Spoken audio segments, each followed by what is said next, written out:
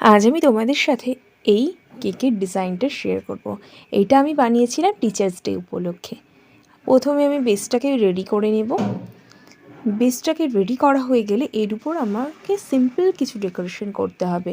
সেটা হচ্ছে পেন্সিল একটা ড্র করতে হবে আর কয়েকটা লেটার লিখতে হবে।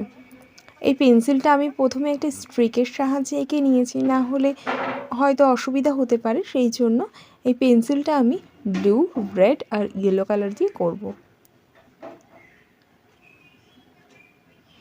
এটা ফিল আপ করা হয়ে গেলে আমি এখানে এ, বি আর সি লিখব। সেটাও আমি পাইপিং ব্যাগের সাহায্যে একটা নর্মালি ফিল আপের মতনই ভরাট করে একটা ডিজাইন করব। এ করব, তারপরে বি, তারপরে সি।